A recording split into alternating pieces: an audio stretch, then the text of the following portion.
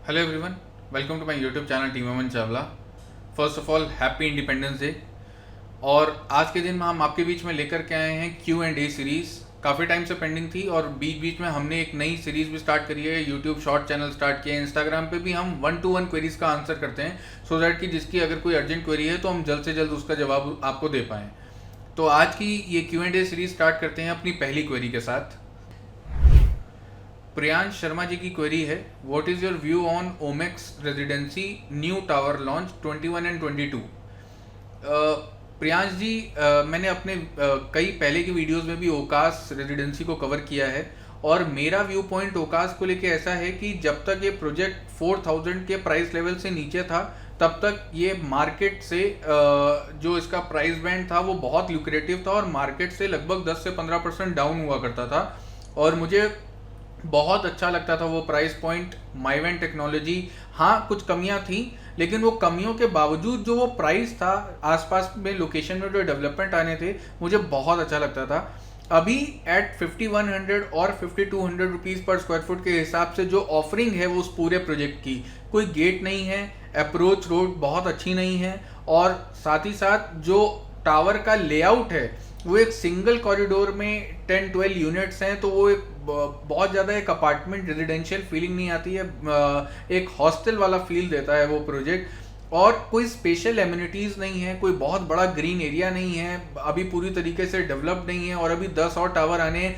ये सबको देखते हुए मुझे नहीं लगता कि ओकास रेजिडेंसी एक बहुत अच्छा वैल्यू फॉर मनी बाय होगा अभी आज के टाइम पे, क्योंकि ये बात भी सच है कि ओकास रेजिडेंसी का जो कंस्ट्रक्शन क्वालिटी है उसकी रेंज में उसके आसपास में जो माइवेन टेक्नोलॉजी पे एक आध और प्रोजेक्ट्स और चल रहे हैं जो 1 करोड़ से 2 करोड़ के सेगमेंट में या 1 करोड़ से 1.5 करोड़ के सेगमेंट में जाते हैं, उसमें भी जो टाइल्स यूज हो रही हैं, जो कंस्ट्रक्शन क्वालिटी ओवरऑल है, जो एम्बियंस है, जो पोजीशन टाइमलाइंस हैं, जो माइक्रो लेवल पे जो चीज़ें इंस्टॉल करके मिल रही हैं, वो भी उतनी अच्छी नहीं है जितनी अच्छी ओकास ने अपने इन्वेस्टर्स या कस्टमर्स को दिया है। हैविंग सेड दैट, लेकिन प्रोजेक्ट लेवल पे, लैंडस्केपिंग लेवल पे, एलिवेशन प्लान पे, पूरा एक टाउनशिप की सेफ्टी सिक्योरिटी को देखते हुए, अभी 10 और टावर आने हैं ये देखते हुए, इसीलिए मुझे ये प्रोजेक्ट बहुत ज़्यादा वैल्यू फॉर मनी नहीं लगता। अदरवाइज कंपनी बहुत अच्छी है, ब्रांड बहुत अच्छा है, बना के बेच रहे हैं और 90 लाख रुपीज़ में ये कोई टेंशन ही नहीं है कि बनेगा, पैसा फंस जाएगा, कब बनेगा। 100% एक साल के अंदर पोजीशन हो जाता है जब भी आप बुक कराओ। अभी तक का रिकॉर्ड रहा है, स्टार्टिंग फ्रॉम टावर 19, 20, 16, 17, 18 अब 2021 या 21, 22, इन सभी टावर्स में जब भी कोई कस्टमर खरीदेगा मैक्सिमम 12 से 13 महीने के अंदर रजिस्ट्री स्टार्ट हो जाएगी। तो वहां पे तो ओकास बहुत बढ़िया काम कर रही है। कुछ चीज़ों पे मिस है, तो मेरे हिसाब से मैंने आपके साथ में थोड़े बहुत प्रॉस और कॉन्स दोनों शेयर कर दिए। डिसीजन आपको लेना है। मेरे हिसाब से एक बहुत बड़ी वैल्यू फॉर मनी डील नहीं है ओकास। अगर इसी प्राइस पॉइंट पे आप देख रहे हो तो अर्बनवुड फेज 2 मुझे ज़्यादा लुक्रेटिव लगता है। कंस्ट्रक्शन वहाँ भी बहुत तेजी से हुआ है और price point to price point और project to project macro level पे बात करेंगे तो माइवेन और ब्रिकवर्क का कोई कॉम्पिटिशन नहीं है। माइवेन हमेशा सुपीरियर है। उसको अगर साइड रख के project to project, landscaping, elevation, इन सब पे अगर हम बात करें, लोकेशन, तो आज के करंट भाव पे अर्बनवुड्स फेज 2 ज़्यादा अच्छा अपॉर्चुनिटी है कंपेयर टू ओकास। पहला, मैं ओकास भी सेल कर रहा हूँ, मैं अर्बनवुड्स भी सेल कर रहा हूँ, तो ये एंगल नहीं है कि ओकास नहीं है और अर्बनवुड्स है। और सेकेंडली, इस प्राइस पॉइंट के हिसाब से मुझे लगता है कि सेलिब्रिटी मेडोज भी एक ऐसा ऑप्शन है आज के टाइम पे जो एक ठीक ठाक एवरेज कंस्ट्रक्शन क्वालिटी के साथ 1.5 साल के अंदर वहाँ भी पोजीशन है, प्राइस उनका भी बहुत अच्छा है। तो ओकास बहुत आगे निकल चुका है प्राइस पे। ये मेरा टेक होगा इस आपके ओकास रेजिडेंसी टावर नंबर 21, 22 के लिए। एक अगेन क्वेरी आई है, इंस्टाग्राम के थ्रू ही हमको क्वेरी मिली है कि एक सज्जन, उन्होंने ओमेक्स हजरतगंज में एक शॉप बुक करी है। अब फाइनल डिमांड नोटिस गया है तो बिल्डर ने जो एरिया जो एग्रीड अलॉटमेंट पे होगा उसमें 120 स्क्वायर फुट बढ़ गया है, तो क्या करना चाहिए। बेसिकली सर, ये हर प्रोजेक्ट में हर जगह होता है। फाइनल डिलीवरी के वक्त और जब हम खरीदते हैं तो बेसिकली उस समय आर्किटेक्ट्स और बहुत तरीके के कोई ऐसी टेक्नोलॉजी अभी ऐसी इंटीग्रेट नहीं हुई है जहाँ पे ये सब चेंजेस ना हो। स्पेशली नॉर्थ इंडिया में इस तरीके के चैलेंजेस ज़्यादा हैं, हर जगह, बॉम्बे में भी हैं, बैंगलोर में भी हैं, और रेरा परमिट भी करता है up to certain percentage. Builder वही पुराना रेट जो बुकिंग का रेट है वही रेट के हिसाब से आप बिल्डर के पास जाके बात कर सकते हैं। सपोज आपने इस प्रोजेक्ट को 10,000 के रेट पे लिया था, आज 20,000 का चल रहा है, और जो एरिया बढ़ गया है, बिल्डर आपसे 10,000 रुपए के रेट से वो एक्स्ट्रा एरिया का पैसा चार्ज कर रहे हैं, तो आप उनको एक्स्ट्रा एरिया पे कर दें। At the end of the day फायदा ही होता है इसमें इन्वेस्टर्स या कस्टमर्स को कि आपको एक बड़ा एरिया मिल गया, और साथ ही साथ जो आज के भाव में आपको बड़ा एरिया नहीं मिला, आपको पुराने रेट से वो बड़े एरिया की वैल्यू देनी पड़ी। तो पोजीशन पे आएगा तो प्रोजेक्ट में अच्छे रेंटल, अच्छी लीजिंग के ऑप्शंस हैं। हर जगह हर प्रोजेक्ट में ये चैलेंज है। मुझे मालूम है कि कस्टमर एक मेंटल प्रिपेयर्ड नहीं होता, उनको लगता है कि अब फाइनल डिमांड में हमको 2 लाख 3 लाख देने हैं और सडनली बिल्डर ने 5 लाख मांग लिए, तो ये एक तरीके का प्रॉब्लम जरूर आता है। लेकिन legally as per RERA also builder आपसे चार्ज कर सकते हैं। बिल्डर कोई ऐसी अभी फुल प्रूफ टेक्नोलॉजी नहीं है कि जो बेचा और वो गलतियां कहीं ना कहीं हो ही जाती हैं। तो आप इस केस में आप बिल्डर से बस रेट्स पे बात कर लें, बाकी आप इसको बिल्डर को पेमेंट करके वो एक्स्ट्रा एरिया पे आपको एक्स्ट्रा लीजिंग की अपॉर्चुनिटी मिलेगी, रेंटल भी उसी हिसाब से आपको मिलेगा, बढ़ के मिलेगा। तो it's not a bad deal. इसको आप इस तरीके से बिल्डर को जाके बात करके उसका पेमेंट करके पोजीशन ले सकते हैं। मुझे लगता है ओमेक्स हजरतगंज बहुत अच्छी अपॉर्चुनिटी है कमर्शियल प्रोजेक्ट के हिसाब से। उस एरिया में कोई इसका दूर दूर तक कोई कंपटीशन नहीं दिखता, और 20,000 25,000 फैमिली का कैचमेंट है उस एरिया में, तो बहुत अच्छा प्रोजेक्ट है। पोजीशन लें और इसको किराए पे चढ़ाने का दिमाग लगाएं और अच्छे रेंटल्स बनाएं। कुलदीप सिंह जी की क्वेरी है, what's your view on Ekana and Talya, और एंड यूजर के पर्सपेक्टिव से क्या लेना सही होगा या नहीं होगा। मुझे लगता है कि इकाना एंड टल्या ब्रांड अच्छा है, लेआउट्स अच्छे हैं, बिल्डिंग एलिवेशन तो बहुत ही सुंदर है, पूरे शहर भर में होर्डिंग लगे हुए हैं, और रेरा अप्रूव्ड है, एलडीए अप्रूव्ड है, बैंक अप्रूव्ड है। लेकिन बस एक चीज में जहां मेरा ये इजाद किया हुआ वर्ड है, इंटेंशन ऑफ बिल्डर, वो मुझे थोड़ी नहीं समझ में आती। क्योंकि इकाना ने एक मॉल लॉन्च किया आज से कुछ 4 साल पहले, बहुत तेजी से काम चल रहा है लेकिन गड्ढा ही खुद रहा है, एक्सकवेशन काम ही चल रहा है। तो ये कुछ ऐसी चीज है जो मेरे गले से नीचे नहीं उतरती। अगर आप इसी 4 साल के अंदर शालीमार ने बेलवेडेर कोर्ट 1 लॉन्च करके पोजीशन देके फैमिलीज रह रही हैं आज के टाइम पे उस प्रोजेक्ट में। बहुत सारे बिल्डर आसपास में इस बीच में आए, अपनी बिल्डिंग को बनाया, डिलीवर किया और चले गए।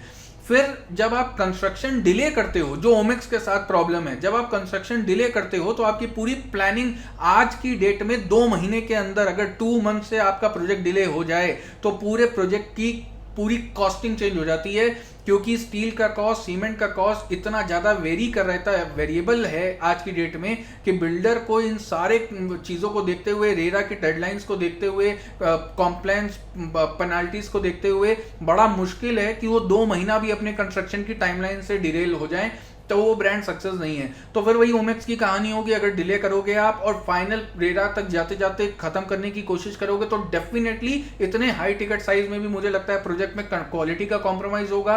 और अगर ऐसा नहीं हुआ तो अगर डिले हो गया फर्दर आगे तो क्या ब्रांड वैल्यू बनेगी। और इसी वजह से मुझे इकाना में बहुत प्रॉमिसिंग नहीं लगता है। आपने जो प्रोजेक्ट 2019 में लॉन्च किया वो 22-23 तक नहीं बनाया। यही मेरा एक बस एक ऐसी चीज़ है जो मुझे होल्ड करती है इकाना को आगे प्रमोट करने के लिए। या मेरा जो सबसे बड़ा फियर फैक्टर इकाना के साथ यही है कि इतने बड़े टफ एलिवेशन प्लान्स हैं, अगर टाइमली नहीं शुरू किया तो प्रोजेक्ट डेफिनेटली अपने जो रेरा टाइमलाइन से उसको क्रॉस भी कर सकता है। लोकेशन बहुत अच्छी है और आसपास में उनके पास सबसे बड़ी चीज़ ये है कि इकाना के पास में वो लैंड पार्सल भी वहाँ पे बहुत अच्छे हैं। तो ये सारी चीज़ों में कोई कमी नहीं है, सिर्फ कंस्ट्रक्शन स्पीड और कंस्ट्रक्शन क्वालिटी को लेके एक इशू है। और वो भी सिर्फ इस वजह से क्योंकि वहाँ पे मॉल का काम पिछले 4 साल में बहुत स्लो हुआ बिकॉज ऑफ एनी रीजन। लेकिन वहाँ पे आज की डेट में काम बहुत तेज होना चाहिए था और मेरे हिसाब से 70-80% वो मॉल को रेडी हो जाना चाहिए था, जो नहीं हुआ है। तो इसी को देखते हुए मुझे लगता है अगर जो भी कस्टमर्स इकाना की तरफ इंक्लाइंड है, चाहे वो ओंटारियो हो, एंटल्या हो या कोई और भी इकाना का प्रोजेक्ट हो, तो कंस्ट्रक्शन पोजीशन टाइमलाइंस को लेकर डाउट है और कंस्ट्रक्शन क्वालिटी को लेकर डाउट है, क्योंकि डिलेस तो डेफिनेटली शुरू हो चुके हैं। डिलेस तो दिख रहे हैं अभी से कि डिलेस ये प्रोजेक्ट में आगे आने वाले टाइम में हो सकते हैं। तो अगर ऐसा होगा तो अपनी कॉस्टिंग को, अपने प्रॉफिट्स को ये बिल्डर कैसे बचाएगा, और डेफिनेटली कंस्ट्रक्शन क्वालिटी में कहीं ना कहीं कॉम्प्रोमाइज़ करेगा। ये मेरा टेक है। आपको अपनी रिसर्च करने के बाद ही बिल्डर के यहाँ पे प्रोजेक्ट लेना है या नहीं लेना है, ये आपकी कॉल है। इसमें हमारी तरफ से मेरा जो सजेशन या मेरा जो पॉइंट ऑफ व्यू है वो मैंने आपके बीच में रखा है अपने इकाना के सभी प्रोजेक्ट्स को लेके। योगेंद्र चौहान जी की क्वेरी है, what is your view on bliss delight. Bliss delight location बहुत अच्छी है। जैसे मुझे ओकास की लोकेशन बहुत फ्यूचरिस्टिक लगती थी, ओकास रेजिडेंसी की लोकेशन बहुत फ्यूचरिस्टिक लगती थी, वैसे ही मुझे ब्लिस की लोकेशन ओकास से भी बेटर है, क्योंकि वो बिल्कुल ऑन मेन आपका 30 मीटर रोड पे है और कॉर्नर का प्लॉट है, दोनों तरफ से एक्सेस मिलता है ब्लिस को। ब्लिस के साथ में सिर्फ एक ही प्रॉब्लम है कि लेवाना का जो कंस्ट्रक्शन क्वालिटी रहा है वो कोई बहुत ज़्यादा मतलब एक बिल्कुल ऑफ हाई स्टैंडर्ड्स नहीं है। लेकिन हैविंग सेड दैट, ब्लिस एक पुराना प्रोजेक्ट है जिसको अंसल से लेवाना ने टेक ओवर किया। आज की डेट में काम अच्छा कर रहे हैं, स्पीड, कंस्ट्रक्शन स्पीड बहुत अच्छी है।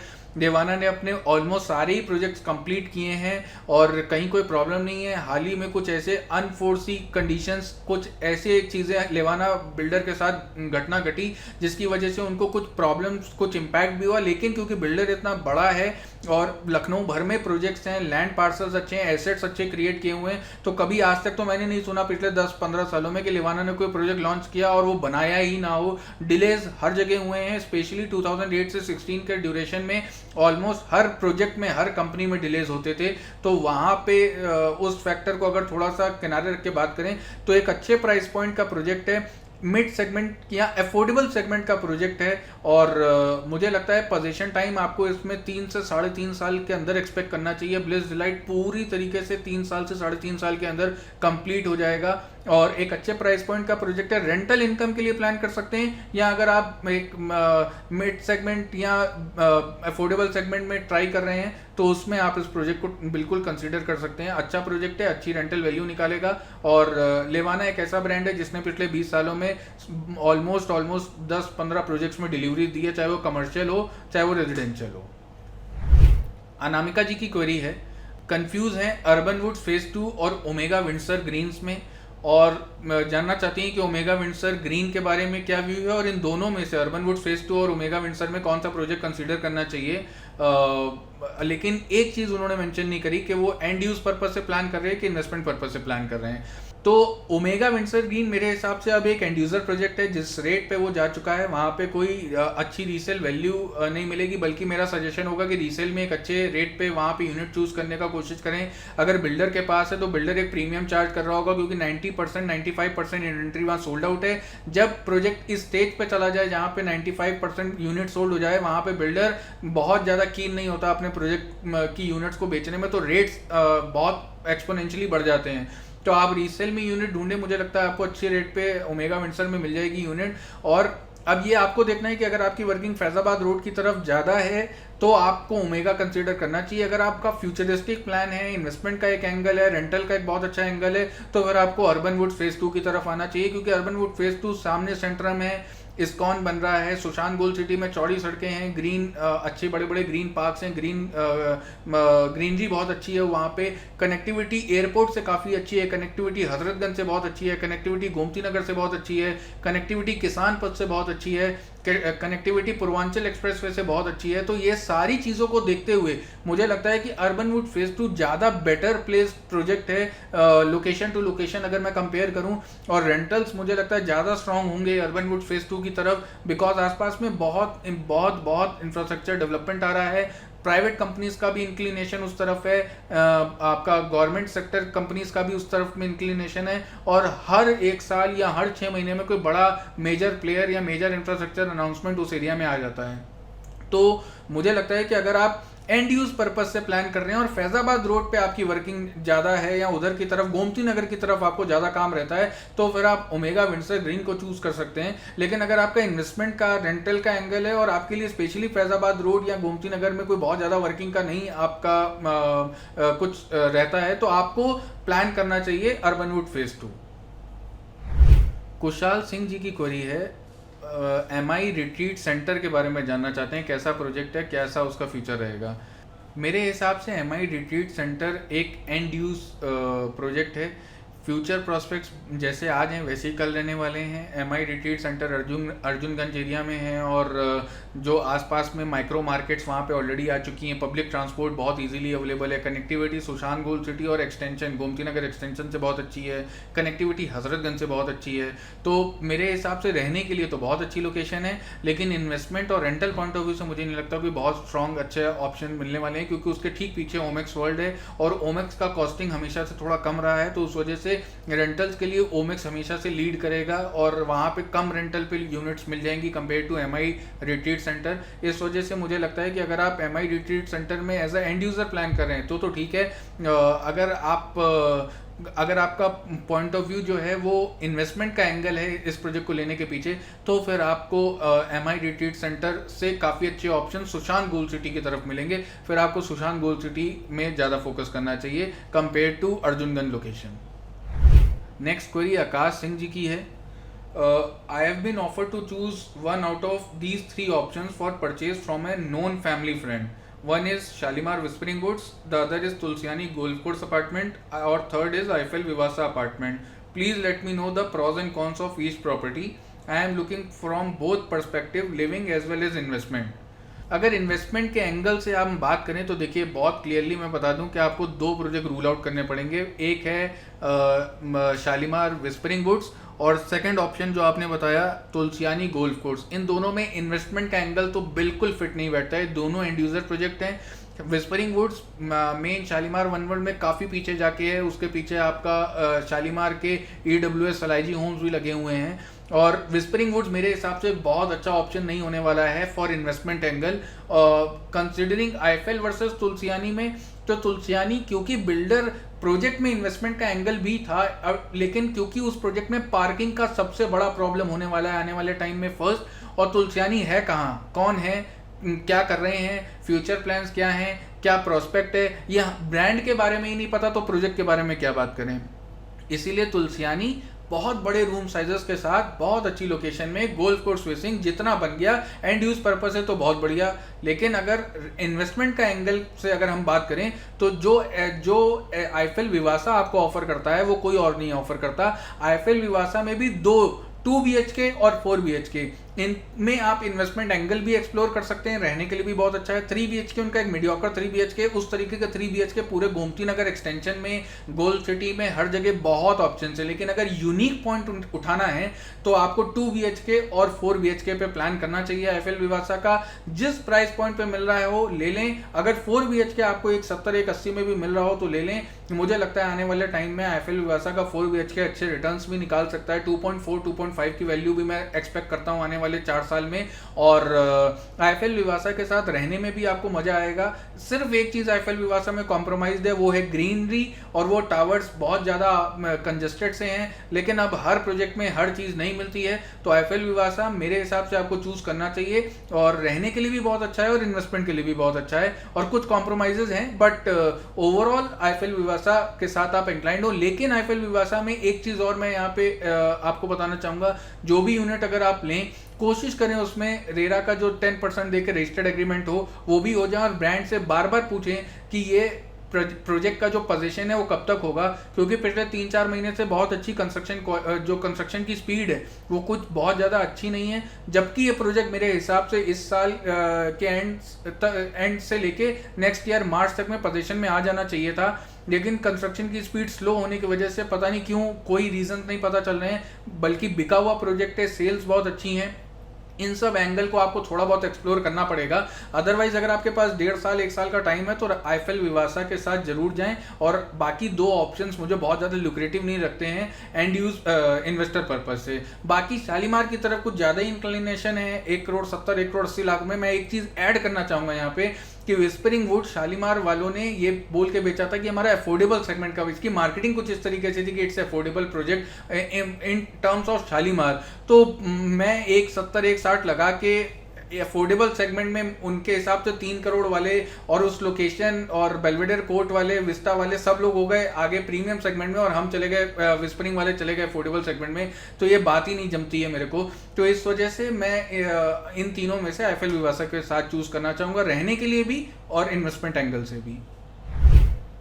मोना जी की क्वेरी है, इकाना मॉल में 12% का एश्योरिटी स्कीम मिल रहा है, उसमें पैसा लगाना सही रहेगा? फर्स्ट, सेकेंडली, क्या उसमें स्टूडियो ऊपर की तरफ जो ऑफिस स्पेस मिल रहे हैं या स्टूडियो मिल रहे हैं वो लेना ज़्यादा बेटर है या ग्राउंड फ्लोर पे शॉप लेना ज़्यादा बेटर है? मेरे हिसाब से 12% के एश्योर रिटर्न की स्कीम्स को इलीगल बताया गया है। सुप्रीम कोर्ट ऑफ इंडिया ने उसको पॉन्जी स्कीम्स करके कहा है। बिल्डर, कोई भी रेप्यूटेड बिल्डर किसी भी तरीके के एश्योर रिटर्न स्कीम्स नहीं निकालता है। जो फाइनेंशियली स्ट्रगल करता है, जिसको इनिशियली पैसा उठाना होता है, वो ये एश्योर रिटर्न की स्कीम्स निकालते हैं। 25 लाख 30 लाख रुपए लेके 25,000 30,000 रुपए महीना देते हैं, कुछ समय तक देते हैं। जिस समय तक उनका मोटिव खत्म हो जाता है उस समय फिर कहते हैं रजिस्ट्री में एडजस्ट कर देंगे। ये ओमेक्स हजरतगंज में भी हुआ, पार्थ एन्यू में भी पैसा मिलना बंद हो गया। तो कहीं भी 12% के एश्योर रिटर्न स्कीम सक्सेस नहीं रहती हैं। वो यूज किया जाता है कस्टमर को और उसका कोई बहुत बड़ा फ्यूचर भी नहीं है। बेसिकली होता पता है क्या, आपको सुन के बड़ा अजीब सा लगेगा कि 30 लाख की चीज को 40 लाख रुपए में बेचो और जो एक्स्ट्रा 10 लाख रुपए बिल्डर कस्टमर से लिया है वही 10 लाख रुपए रिटर्न के वे में 12% रिटर्न के वे में कस्टमर को 3 साल तक वापस करो। तो आप बेसिकली आप ही का पैसा लेके आप ही को किस्तों में वापस किया जाता है। यही है एश्योर रिटर्न का असली सच। तो अब ये आपको सोचना है कि एश्योर रिटर्न लेना है कि नहीं लेना है। सेकेंडली, जब आप ऑफिस स्पेस वर्सेस शॉप की बात करते हैं तो मेरा मानना है कि शॉप में जाएं। लखनऊ में ऑफिस स्पेस बथेरों आ गए हैं, बहुत ज़्यादा ऑफिस स्पेस आ चुके हैं। इतना तो अभी जॉब क्रिएशन लखनऊ में नहीं है, बहुत सारी बिल्डिंगें बड़ी बड़ी रेप्यूटेड ब्रांड्स की खाली पड़ी हुई हैं। तो शॉप पे जाएं। अब लेकिन इकाना में अगर आप शॉप की बात करते हैं तो Phoenix Palassio versus Ekana, Omaxe Hazratganj versus Ekana, Lulu mall versus Ekana, इस डिबेट को खत्म कर देते हैं। बिकॉज फिनिक्स पलासियो और लुलु के आ जाने के बाद फन मॉल का जो फुटफॉल है वो बहुत तरीके से हैम्पर हुआ है। सिनेपोलिस मॉल जो विभूति खंड में है उसका जो फुटफॉल है वो बहुत कम हो गया है। फिनिक्स एक मॉल आलमबाग में हुआ करता था, उसका फुटफॉल बहुत कम हो गया है। जब ये बड़े बड़े ब्रांड्स जहाँ पे बहुत ज़्यादा फुटफॉल आया करती थी, जहाँ पे मार्क्स एंड स्पेंसर जैसे बड़े बड़े ब्रांड्स ऑलरेडी इस्टेब्लिश थे, वो मॉल्स अपने लोगों को नहीं बुला पा रहे हैं क्योंकि फिनिक्स पलासियो में आज मैक्सिमम जनता पलासियो की तरफ और लुलु की तरफ जा रही है। तो इकाना कैसे टक्कर लेगा, ये बात मेरे नहीं समझ में आती। और इसीलिए मैं मिक्सन जनपद को भी इसमें इंक्लूड करता हूं कि मिक्सन जनपद और इकाना जैसे मॉल कैसे टक्कर लेंगे पलासियो से और लुलु से। तो इसी वजह से मुझे ऐसा लगता है कि मॉल बन जाए, सक्सेसफुल हो जाए, तब पैसा लगाना ज़्यादा बेटर है। ये सोच के कि अभी कुछ सस्ता मिल जाएगा, लेकिन सस्ते के चक्कर में अगर मॉल ही नहीं चला, फुटफॉल ही नहीं मिली, तो कोई खरीदार नहीं मिलेगा आपको आपकी शॉप जब बेचनी होगी उसके लिए। तो इसीलिए वेट करें मॉल के बन जाने का। अगर अच्छा मॉल बने, अच्छी चीज़ें निकल के आए, तो आप थोड़ा सा 10 रुपये की चीज़ 12 रुपये 13 रुपये में मिल जाएगी, लेकिन कम से कम श्योरिटी होगी कि 13 रुपये मेरे पूरी तरीके से सेफ है, इंटैक्ट है और बल्कि अच्छा रेंटल निकाल के देके जाएंगे। ये मेरा टेक होगा आपकी क्वेरी के लिए। मैं नाम नहीं लूँगा क्योंकि 6-7 क्वेरी सेम तरीके की मेरे को मिली हैं और नाम लेना मुझे लगा इस वीडियो में सही नहीं है। जिस तरीके की क्वेरी है, मैं प्रोजेक्ट का नाम भी नहीं ले रहा हूँ यहाँ पे। I have a query, I own a 4 BHK project, मैं नाम नहीं डिस्क्लोज कर रहा हूँ, want to sell it. However, I being told that the builder has now disallowed transfers and that I have to wait till registry. That will take a few months and I can't wait till that time as I need funds now. I want to know, is there any way through which I can bypass this directive? How to go about it? देखिए, ये थोड़ा सा legal और complicated matter है। एक project, उसमें builder ने transverse बंद कर दिए हैं, कहा है कि रजिस्ट्री करा लो और रजिस्ट्री कराने के बाद बेचो। पहली चीज़ यहाँ पे अभी सबको एक झटका लगने वाला है, रियल इस्टेट में ट्रांसफ़र जैसी चीज़ होती नहीं है। ये बिल्डर्स ने इजाद करी है। कभी आपने सुना है कि एलडीए के फ्लैट में आप ट्रांसफर कर पाओ? एलडीए के फ्लैट ने रजिस्ट्री जब तक नहीं होगी तब तक वो फ्लैट आगे नहीं बेचा जा सकता। ट्रांसफर्स होते ही नहीं है, मतलब ये एक तरीके से ट्रेडिंग है कि बिना स्टैम्प ड्यूटी लिए वो ट्रेडिंग स्टार्ट हो गई। ये एक्चुअली गलत है, लेकिन हर जगह होता है। लेकिन क्योंकि जिस बिल्डर के आप बात कर रहे हो या जिस बिल्डर के बारे में जो ये मेरा वीडियो देख रहे हो, उनको बहुत बड़े फॉलोअर हैं, 4-5 लोग, वो उनको ये मेरा बिना नाम लिए उनको ये आइडिया लग जाने वाला है। जिस बिल्डर का, जिस प्रोजेक्ट का आप नाम ले रहे हो, प्रोजेक्ट अपने तय समय से डिलेड है, उस बिल्डर के ऑफिस में अगर आप रिटर्न कम्युनिकेशन करेंगे, आप उनसे बोलेंगे कि बेचते वक्त इस तरीके से चीज़ें दी गई थी, प्रोजेक्ट ऑलरेडी डिलेड है, जब हमने आपके साथ में हम खड़े रहे और हमने किसी कंप्लेन को लीगली लॉन्च नहीं किया है, तो आप या तो मेरी विद इन 13-15 डेज आप रजिस्ट्री करा दो और हमको निकलना है, due to some financial issues में निकलना चाहता हूं, नहीं तो आप बात करें बिल्डर के पास जाके। ये कम्युनिकेटेड था, सबको कम्युनिकेटेड था कि आगे चल के भेज दीजिए कितने हुए हैं ट्रांसफर। या तो आप उनकी, एक बहुत सिंपल सी चीज है, आप उस बिल्डर के ऑफिस में जाके बोलिए अब तक कितने ट्रांसफर्स हुए हैं। तो ऐसे कैसे हो सकता है कि रात को आपको सपना आया कि मुझे महंगे रेट पे यूनिट बेचनी है और मैं बेच नहीं पा रहा हूँ, मेरे अच्छी यूनिटें बिक गई हैं, ऊपर के फ्लोर की यूनिट्स नहीं बिक पा रही हैं, इस वजह से मैं उसको सस्ते रेट पे लोग रीसेल में ना खरीदें, इसीलिए मैं ट्रांसफर रोक देता हूँ। तो इसको आप बिल्डर को जाके उससे पर्सनली डिस्कस करके केस टू केस बेसिस पर सॉल्व कराना पड़ेगा। थोड़ा सा विद फैक्ट्स एंड फिगर जाएंगे, क्योंकि ट्रांसफर पहले भी हो रहे थे, ऐसा नहीं है कि अभी बंद हुए हैं। किसी के कहने पे ये कॉल ली गई है तो आप वहां जाएंगे, लीगली बिल्डर के पास कोई पॉइंट नहीं है, आपको रोक नहीं सकते, आपका पैसा है, फ्री होल्ड प्रॉपर्टी है। अच्छी सी एक एप्लीकेशन लिखें और बिल्डर ऑफिस में जाके उसको बात करें, अपनी बात को बिल्कुल फैक्ट्स के साथ में वहां प्रेजेंट करें, आपकी यूनिट ट्रांसफर हो जाएगी। इस तरीके के कई चीजें होती हैं। ये बिल्डर इसलिए करते हैं ताकि उनको महंगे रेट पे जो उनकी अनसोल्ड इन्वेंटरी है वो मार्केट में निकल जाए, और कस्टमर्स को अगर रीसेल रुक जाएगी तो जो खरीदने आ रहा है उसके पास कोई ऑप्शन नहीं होगा सस्ते में लेने का, वो कंपनी के प्राइस पे उसको वो यूनिट्स परचेज करनी पड़ेंगी जो कंपनी बहुत टाइम से बेच नहीं पा रही है। तो आपके पास यही एक रास्ता है, आप इसके थ्रू जाके आगे बात कर सकते हैं। फिर भी ना बात बने तो विद पूरा इंटरेस्ट लगाते हुए आप अपनी यूनिट का पैसा वापस मांगे, बिल्डर वहां पे आपके साथ में खड़ा हो जाएगा और फिर वो आपको जो भी आपकी चीजें हैं उसको सपोर्ट करके आपका काम हो जाएगा, वहां पे कोई दिक्कत नहीं आएगी। अब आज के दिन की लास्ट क्वेरी को कवर करते हैं। बेसिकली क्वेरी नहीं है, एक कमेंट है एक वीडियो पे, तो मुझे लगा कि इसको कवर करना चाहिए क्योंकि बहुत सारे बायर्स बैंगलोर, पुणे, एनआरआई, मुंबई, बहुत सारे लोग लखनऊ में परचेज कर रहे हैं और 80% जो बाहर से इन्वेस्ट कर रहे हैं लखनऊ में, उनकी इस तरीके की क्वेरी होती है। तो मुझे लगा कि इस पॉइंट को कवर कर लेते हैं, उससे बहुत सारे लोगों को एक आइडिया मिलेगा कि क्यों ऐसा है। बेसिकली क्वेरी है just a comment on Lucknow real estate pattern. Aman quoted that 2 BHK in Shalimar cost around 1.2 CR. My relative in Bangalore just bought a 2 BHK in a prestige building apartment at one of the sought after location near ORR, where all the high paying jobs exist for IT and finance for 1.2 CR. Is Lucknow real estate overvalued and prices are comparable to tier 1 cities, considering the fact that there are no high paying jobs over here where a normal salaried class can buy an apartment?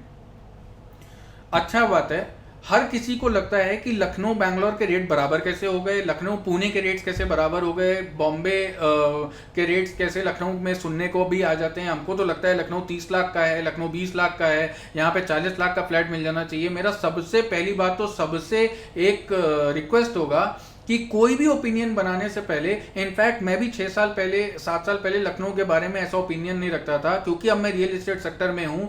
आप एक बार लखनऊ के infrastructure को बाकी tier 1 cities, चाहे वो कोलकाता हो, नोएडा, बैंगलोर, इन सब cities के आप इंफ्रास्ट्रक्चर को कंपेयर करिए। कहाँ जाम लग रहे हैं, कैसे जाम लग रहे हैं, सिटी का सीवेज सिस्टम कैसा है, और उसके बाद अब लखनऊ का सीवेज सिस्टम कैसा है, लखनऊ में रोड्स कैसी हैं, उसका कंडीशन कैसी है, connectivity to other parts of the state कैसा है। एक्चुअली हम एक पॉइंट यहाँ मिस कर रहे हैं कि लखनऊ के अंदर में आईटी जॉब्स नहीं है, ये बात सच है, लेकिन आईटी ही लखनऊ चला रहा है ऐसा नहीं है। लखनऊ सेंटर है सर। पॉलिटिकल लेवल पे अगर मैं बात करूं तो पूरे यूपी का एक सेंटर पॉइंट है लखनऊ। नोएडा से भी अच्छा, बहुत सारी इन्वेस्टमेंट्स नोएडा से भी अच्छी लखनऊ की तरफ आ गई हैं, बिकॉज नोएडा गुड़गांव और दिल्ली की वजह से थोड़ा सा लाइमलाइट में नहीं रहता है। लखनऊ, गोरखपुर, हरदोई, ये जो पूरा एक स्टेट कैपिटल रीजन बन रहा है, बहुत सारा डेवलपमेंट, यहाँ पे बहुत बड़े बड़े बिजनेस हाउसेज हैं, पूरा पॉलिटिकल सेटअप है लखनऊ के अंदर में, जिसकी वजह से लखनऊ के अंदर में डिमांड है। और लखनऊ के अंदर में कोई भी नई ग्रोथ, कोई भी रोड जिसको मैं कवर कर रहा हूँ, आप बैंगलोर में आउटर रिंग रोड की बात कर रहे थे, यस बहुत प्रॉस्पेक्ट है, बहुत फ्यूचर है, लेकिन लखनऊ में उस आउटर रिंग रोड पे अगर मैं गलत नहीं हूं तो 60-70 से ज्यादा प्रोजेक्ट्स, मे बी 100 से ज्यादा प्रोजेक्ट्स होंगे। लखनऊ में पूरे शहीद पथ पे सिर्फ 30 या 37 प्रोजेक्ट्स हैं, और अंसल्स के अंदर में जो एक्टिव प्रोजेक्ट्स हैं वो 15 से ज्यादा नहीं होंगे। तो बेसिकली लखनऊ के अंदर में बिल्डर कम है और डिमांड पूरे स्टेट की कवर करता है लखनऊ, चाहे वो गोरखपुर का हो, गोंडा का हो, बस्ती के हो, हरदोई के हो, कानपुर के हो, इलाहाबाद के हो, वाराणसी के हो, और अयोध्या, उसके बाद वाराणसी में आपका वाराणसी का काशी विश्वनाथ टेम्पल, मथुरा में मथुरा नगरी, वृंदावन, ये सभी जो लोकेशंस हैं यहाँ पे जब टूरिस्ट आता है और उसके बाद अगर उसको लखनऊ के लेवल पे आज की डेट में जो इंफ्रास्ट्रक्चर, जो इंटरनेट, जो इंफ्रास्ट्रक्चर डेवलपमेंट, जो रेस्टोरेंट, पब्स, जो लाइफस्टाइल एक चाहिए, वो सब लखनऊ देता है। और कोई और सिटी पूरे यूपी में अदर देन नोएडा नहीं है जो आपको वो फैसिलिटीज और वो उस तरीके का लाइफस्टाइल प्रोवाइड करता हो। बिल्डर्स कम है, डिमांड पूरे स्टेट की कैटर कर रहा है। और अगर आप ये कह रहे हैं कि लखनऊ के अंदर आईटी जॉब्स नहीं है, उसके बावजूद 2 करोड़, 2.5 करोड़, 5 करोड़, 7 करोड़, 11 करोड़, 1.5 करोड़ के प्रोजेक्ट्स शालीमार ने, ओरो ने, एल्डिको में आज से नहीं पिछले 5-10 सालों से बिक रहे हैं। कहां से आ रहा है ये पैसा? और सारा पैसा जो है वो यही लखनऊ यूपी का ही डेवलपमेंट है जो इन्हीं प्रोजेक्ट्स में जा रहा है। तो बेसिकली हर कोई, हो सकता है मैं लखनऊ में हूँ, मुझे चाहिए कि मैं बॉम्बे में सेटल हो जाऊँ, बॉम्बे वाले को चाहिए कि दुबई में सेटल हो जाए, लेकिन बहुत सारा पॉपुलेशन लखनऊ के आसपास का ऐसा है जिसको मेडिकल टूरिज्म, बड़े बड़े हॉस्पिटल्स को देखते हुए, बच्चों की एजुकेशन को देखते हुए, और कुछ जॉब्स को देखते हुए, गवर्नमेंट जॉब्स को देखते हुए उनको लखनऊ बहुत फेवरेबल सिटी लगता है। अगर रेलवे कनेक्टिविटी की बात करूं, रोड कनेक्टिविटी की बात करूं, एयर कनेक्टिविटी की बात करूं, तो इन सभी एस्पेक्ट्स पे लखनऊ के पास जो हर पूरे स्टेट से जो इन्वेस्टमेंट्स आ रहे हैं, इसका रीज़न है कि लखनऊ का ग्रोथ ऐसा है। और इसका कारण है कि आज जो प्रोजेक्ट्स, जो प्लॉट्स 1.5 करोड़ के, जो अपार्टमेंट 1.5 करोड़ के हैं, 5 साल के अंदर ये 2.5 करोड़ के होंगे। 1.5 करोड़ भी अभी कुछ ऐसा नहीं है कि हमको लगता है कि हम बहुत बहुत प्राइस ऊपर चले गए। बैंगलोर में भी बहुत पोटेंशियल है, पुणे में भी बहुत पोटेंशियल है, लेकिन हर सिटी, हर स्टेट का जो अगर मैं उसको कंपेयर करूं तो अलग डायनेमिक्स हैं। अब मैं लखनऊ को इलाहाबाद से कंपेयर करूं, लखनऊ को वाराणसी से कंपेयर करूं, तो आप लोगों को सुन के बड़ा हैरान हो जाओगे आप कि रेट जो हैं लखनऊ से छोटे छोटे टियर 4, टियर 3 सिटीज में, जो छोटे छोटे कस्बे हैं फॉर दैट मैटर, इलाहाबाद तो बहुत दूर हो गया, वहाँ पे रेट्स लखनऊ से भी कई ज़्यादा आगे हैं, क्योंकि एक ही रोड है, उस रोड पे जहाँ पे कमर्शियल पॉपुलेशन भी है, रेजिडेंशियल पॉपुलेशन भी है। हरदोई के अंदर में एक रोड है जिसपे सारे अच्छे बड़े लोग रहते हैं, उस रोड पे रेजिडेंशियल का रेट 12-15 हज़ार रुपये स्क्वायर फुट है। इलाहाबाद में अगर आप जाके रेट पता करेंगे तो रेट लखनऊ से भी ज़्यादा मिलेंगे वहाँ पे। बेसिकली जितना छोटा एरिया है वहाँ पे डिमांड तो है, क्योंकि वहाँ पे कुछ तो ऐसे लोग होंगे जिनका वहाँ पे काम चल रहा होगा, रात से नहीं कब से चल रहा होगा, वहीं सेटल्ड हैं, तो उनके पास जगह कम है फैलने की, ग्रो करने की, और उसी एरिया में रहना, तो रेट्स बढ़ते हैं। रेट्स का simple concept demand and supply से है। जिस दिन लखनऊ के अंदर 20-30 अच्छे प्राइवेट बिल्डर बाहर के आ जाएंगे, तब रेट हिल जाएगा अचानक से, और वो जो ग्रोथ की हम बात करते हैं वो ग्रोथ की बातें वहीं रुक जाएंगी, क्योंकि सप्लाई आ जाएगी, जो एक्स्ट्रा डिमांड है उसको सप्लाई मिल जाएगी, तो रेट्स भागने बंद हो जाएंगे। जब तक वो सप्लाई नहीं आ रही है, डिमांड बढ़ती चली जा रही है, तब तक कुछ नहीं होना, और लखनऊ में इन्वेस्टमेंट हो रहे हैं, और इसी वजह से लखनऊ के रेट्स ऊपर जाते हैं। और इंफ्रास्ट्रक्चर डेवलपमेंट में, रोड मैनेजमेंट में लखनऊ टियर 1 सिटीज से कई आगे है। मैं कई बार हम लोगों ने सोचा बाहर जाके इस्टेब्लिश होने का, लेकिन हम इसी एंगल पे आके रुक जाते हैं कि जो पोटेंशियल लखनऊ आज दे रहा है, या फॉर दैट मैटर भोपाल या साउथ के कुछ सिटीज, हैदराबाद, तो अब वो बैंगलोर का, पुणे का, या पुणे तो नहीं कहूँगा, बैंगलोर का एक मुझे लगता है जो चार्म या जो रिटर्न्स हुआ करते थे वो अब मुझे लगता है और अदर सिटीज़ हैं जहाँ पे उतने अच्छे रिटर्न्स आएंगे। आईटी सेटअप लखनऊ में आना धीरे धीरे शुरू हुआ है, लगेगा टाइम, लेकिन आईटी जॉब्स भी आ जाएंगे और भी ऐसे प्राइवेट जॉब्स आ जाएंगी, जिसकी वजह से जो ऐसा पॉपुलेशन जो अभी लखनऊ को देख तो रहा है लेकिन डर रहा है कि क्या करेंगे, यहाँ नौकरियां नहीं है, वो भी आना धीरे धीरे स्टार्ट हो जाएंगे। और हाइब्रिड वर्किंग कल्चर से, work from home working culture से लखनऊ रियल एस्टेट को एक बहुत बड़ा बूस्ट मिला है पिछले 3 साल में। यही कारण है कि लग्जरी डिमांड बढ़ गई है और रेट्स भागे हैं। आज का Q&A सीरीज यहीं खत्म करते हैं। मुझे उम्मीद है कि आपको ये Q&A सीरीज से बहुत कुछ आइडिया लगा होगा, क्वेरीज के आंसर मिले होंगे। और वीडियोस आप लाइक नहीं करते हो, लाइक करने में बड़ी कंजूसी करते हैं। प्लीज़ वीडियो को लाइक करें, अगर वीडियो पसंद आ रहा हो, ना पसंद आ रहा हो तो भी लाइक कर दें, और सब्सक्राइब करें और अपना प्यार यूं ही बनाए रखें। हमारा इंस्टाग्राम पेज भी है, हम वहाँ पे क्वेरीज पोस्ट डालते रहते हैं, जो रियल एस्टेट कंटेंट जो हेल्पफुल है आप लोगों के लिए, उस पेज को भी फॉलो करें। अपना प्यार यूं ही बनाए रखें। Thank you so much.